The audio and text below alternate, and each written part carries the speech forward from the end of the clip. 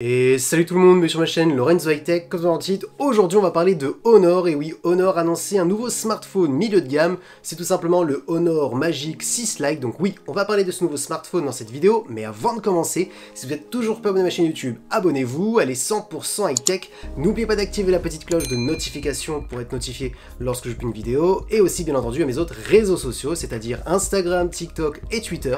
Tous les liens seront en bas dans la description. Maintenant, commençons par le design. Alors en termes de design, moi je le trouve vraiment très joli. Il fait digne d'un smartphone haut de gamme, donc c'est une réussite de la part de Honor, parce que oui, Honor a expliqué qu'ils avaient vraiment consacré du temps au niveau du design, malgré qu'on était sur un smartphone milieu de gamme. Ils souhaitaient que ce smartphone ressemble à un smartphone premium. Dites-moi ce que vous en pensez en commentaire. Est-ce que c'est réussi? Moi pour ma part, je trouve que c'est réussi. Maintenant, attaquons tout de suite les caractéristiques de cette face avant. On a une diagonale de 6,78 pouces, un écran incurvé sur les côtés qui est complètement full screen. Une technologie qu'on a à bord de ce smartphone, c'est bien entendu une technologie de résistance au niveau de l'écran, parce que oui, Honor a énormément insisté pendant la conférence de ce Honor Magic 6 Lite, comme quoi ce smartphone serait beaucoup plus résistant par rapport à n'importe quel smartphone du marché par rapport à cette gamme de prix. Ils auraient renforcé l'écran en profondeur comme en extérieur pour tout ce qui est chute classique, c'est-à-dire les petites chutes malheureusement, vous faites tomber votre smartphone par terre à 1,5 m, 2 mètres, bon, des chutes plutôt classiques. Il serait beaucoup plus résistant aux chocs comme aux rayures. Donc voilà, c'était un petit peu le marketing de Honor en expliquant qu'ils avaient conçu un smartphone plutôt solide, malgré qu'on était sur un smartphone milieu de gamme. Ensuite, en termes de caractéristiques au niveau de l'écran, on est sur du Full HD+, accompagné bien entendu par une technologie AMOLED et surtout aussi un taux de rafraîchissement de 120 Hz. Ensuite, concernant la luminosité de l'écran, on peut monter jusqu'à 1200 nits, donc ça reste une valeur plutôt acceptable par rapport à un smartphone milieu de gamme. Et pour terminer, en termes de caméra frontale, on a un petit poinçon de 16 mégapixels. Du coup, tout de suite, ce que je peux vous dire au niveau de l'écran, ça s'annonce plutôt intéressant. Alors, rien d'exceptionnel par rapport à d'autres smartphones milieu de gamme. Maintenant, peut-être la petite touche originale qu'on peut avoir sur ce smartphone, c'est au niveau, bien entendu, du design, parce que oui, on a un design qui est vraiment très premium par rapport à un smartphone milieu de gamme. Il fait vraiment digne d'un smartphone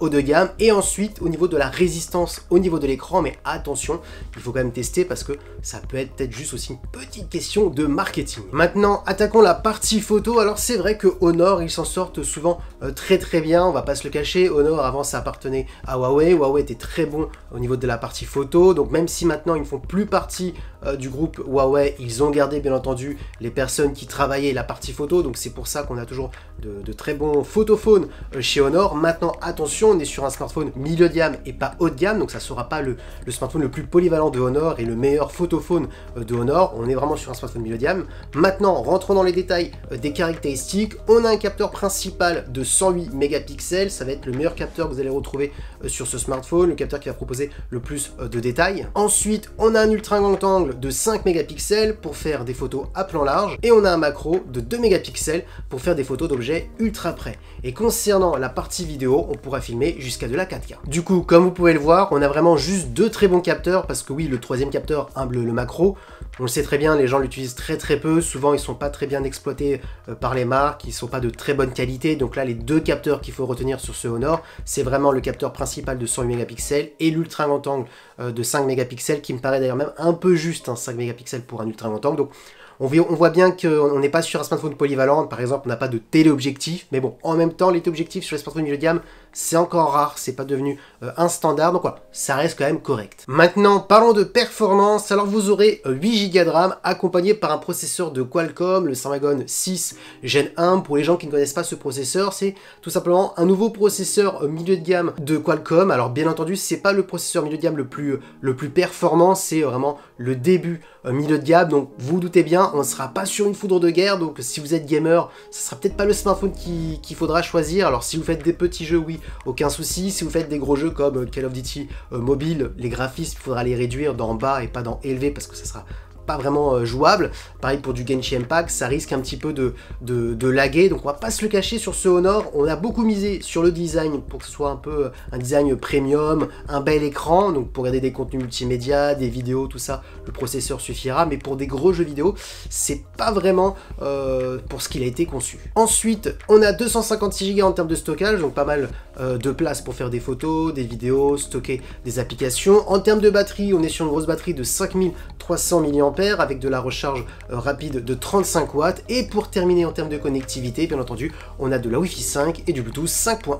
Et oui, maintenant vous voulez connaître le prix, j'ai fait exprès de ne pas vous donner le prix au tout début de la vidéo pour que vous voyez un petit peu comment il est le smartphone au niveau des caractéristiques. Comme ça, vous faites une petite estimation. Alors en termes de prix, il a été annoncé à 399 €, donc on est à 400 €, donc on est vraiment sur un prix d'un smartphone milieu de gamme. Dites-moi ce que vous en pensez en commentaire. Moi, tout de suite, ce que je peux vous dire en termes de ressenti, c'est que je vois que Honor a énormément misé sur le design, donc pour faire croire un petit peu qu'on est sur un smartphone premium, donc pour les personnes qui veulent un design premium sans avoir non plus les caractéristiques d'un smartphone premium, parce que oui, on peut pas avoir les deux pour 400 €. Donc en termes de design, je trouve que c'est une réussite, ça, il n'y a rien à dire. Ensuite, bien entendu, en termes de caractéristiques au niveau de l'écran, pareil aussi, c'est très intéressant, le 120 Hz, l'AMOLED, voilà, il y a vraiment rien à dire. 1200 nits, ça suffit largement par rapport à sa gamme de prix. Bon, côté résistance, personnellement, ça, c'est à tester, même si c'est vrai que c'est quelque chose quand même qui, voilà, qui donne pas trop envie de faire tomber son smartphone plusieurs fois pour voir s'il est résistant, je vais pas vous le cacher. Ensuite, maintenant, ça reste quand même quelque chose à prendre, en espérant que c'est pas du marketing. Ensuite, concernant la partie photo, comme je vous ai dit, ce sera pas le smartphone le plus polyvalent de Honor, on le voit bien au niveau des capteurs, mais ça suffira largement pour faire des photos par-ci par-là, des photos souvenirs, sans être trop indulgent. En termes de performance, pour une utilisation classique, c'est-à-dire réseaux sociaux, regarder des vidéos, des petits films, des petites séries, je sais qu'il y en a beaucoup, de plus en plus de personnes regardent des séries et des films sur leur smartphone, parce que oui, on a de meilleurs écrans maintenant de nos jours, donc c'est tout à fait normal, ça suffira largement. Par contre, côté gaming, vraiment des petits jeux, oui, mais des gros jeux comme Genshin Impact ou Call of Duty Mobile, ça va un petit peu laguer, vous n'aurez pas une super fluidité, parce que oui, le processeur, c'est vraiment léger, ça je peux vous le dire, il y a énormément de smartphones à 400 € qui sont bien au-dessus en termes de performance. Par contre, en termes de design, ils sont en dessous de ce Honor Magic 6 Lite, ça oui, il faut le dire. Maintenant, est-ce que vous faites partie des gens qui préfèrent avoir plus de performance et un design un peu moins élégant, ou un plus beau design, plus premium, avec des performances en dessous? Ça, c'est une question que je vous pose à vous, donc dites-le moi en commentaire. Et voilà, la vidéo est terminée, j'espère que la vidéo vous a plu. Si c'est le cas, n'oubliez pas le petit pouce like, de vous abonner sur cette chaîne YouTube et d'activer la petite cloche de notification pour être notifié lorsque je publie une vidéo, et aussi bien entendu à mes autres réseaux sociaux, c'est-à-dire Instagram, TikTok et Twitter. Tous les liens seront en bas dans la vidéo, et maintenant je vous dis à très bientôt.